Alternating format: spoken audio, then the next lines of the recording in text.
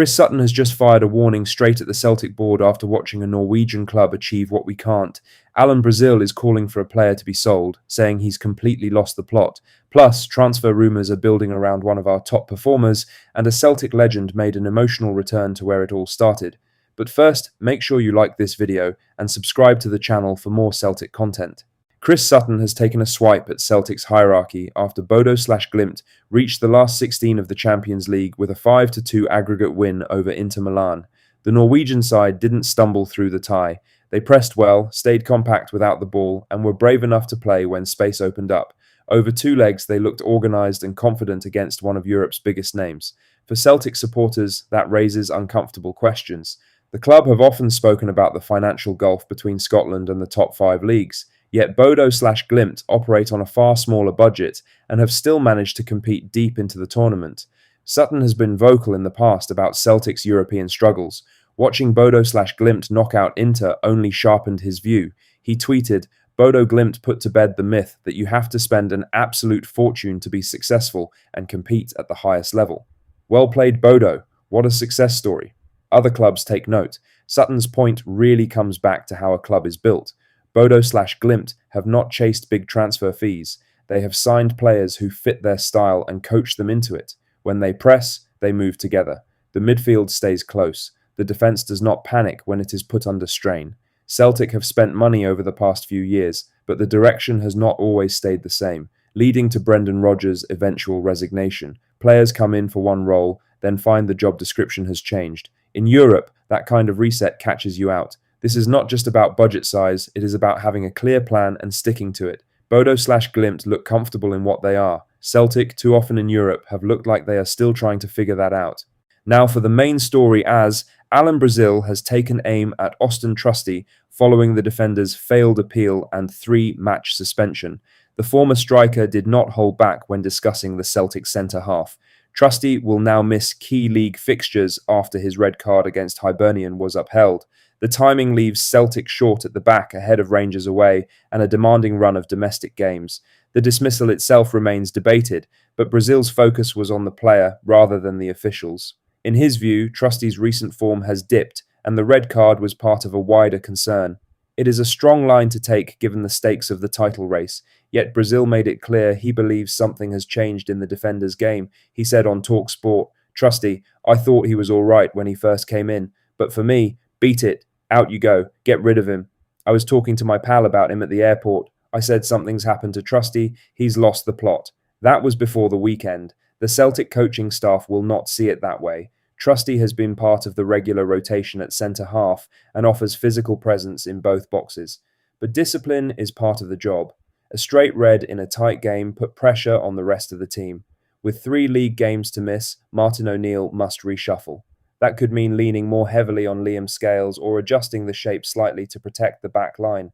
Brazil's comments reflect frustration rather than analysis. Still, they show the scrutiny on defenders when teams aren't performing. Trusty now has time to reset while suspended. When he returns, the response on the pitch will matter more than any Brazil verdict. In other news, Celtic could face a decision over Benjamin Negron this summer, but at this stage it firmly remains speculation. A report from Football Insider claims the club would consider selling if a big offer arrives in the next transfer window. It does not suggest Celtic are actively looking to move him on. Instead, it points to the idea that an exceptional bid might test their resolve. Negron only joined from Nordsjælland last summer and signed a contract running until 2029. That length of deal leaves Celtic under no pressure. They hold control over the situation and would not need to entertain offers unless the numbers made sense. The 24-year-old has been one of the more reliable performers this season. 14 league goals from midfield stands out, especially in a campaign where consistency has been hard to find. He has also added 3 assists, often arriving late into the box or finding space just outside it when games have been tight. That return has naturally drawn attention. The same report suggests interest from Premier League clubs is building. Goals from midfield are valued highly, and Negron's age fits the profile many English sides look for. Established, but with room to develop further. For Celtic, this is a familiar scenario. A player performs well, outside interest grows, and talk begins long before any formal bid lands. At this point, there is no confirmation of an offer, only claims of potential interest. With a long contract in place and a likely summer rebuild ahead, the club would be in a strong position. If the rumour develops into something concrete, the discussion will shift to valuation. Until then, it remains just that, a report rather than a negotiation. In other news, former Celtic midfielder Craig Burley has praised Bodo/Glimt's rise in Europe, while questioning why Scotland's biggest clubs have not managed similar progress. The Norwegian side's run in the Champions League has caught attention across the continent. Wins over major opposition have not been written off as lucky nights. They have pressed well, moved the ball quickly, and shown belief away from home. For Celtic supporters, the comparison particularly stings. Celtic and Rangers operate with far larger budgets than Bodo/Glimt, yet in recent seasons, European campaigns have often ended in frustration. Knockouts before Christmas, heavy away defeats, missed chances at key moments. Burley believes the gap cannot simply be explained away by cycles or timing. In his view, Bodo/Glimt have earned their place and proved it against serious opponents on different stages. He said on ESPNFC, they were brilliant, they were absolutely brilliant. I said we were talking about it during the game. We've got these two huge clubs in Scotland, Celtic and Rangers, right? They call themselves two of the biggest clubs in Europe, and I suppose in some sense, in terms of size, they are. But they've got much bigger budgets than the likes of Bodo/Glimt and one or two others have.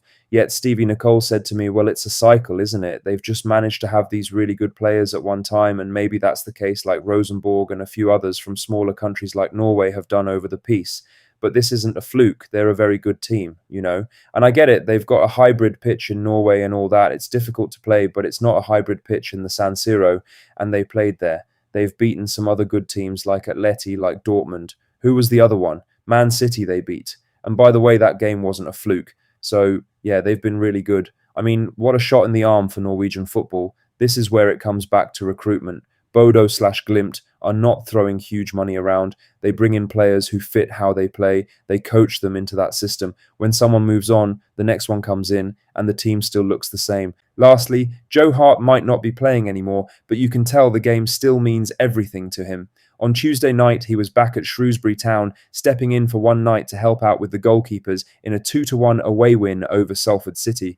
There was no big announcement, no ceremony, just Hart turning up to lend a hand at the club where it all started for him. He came through the ranks there before building a career that took him to titles, England caps, and spells at clubs like Celtic.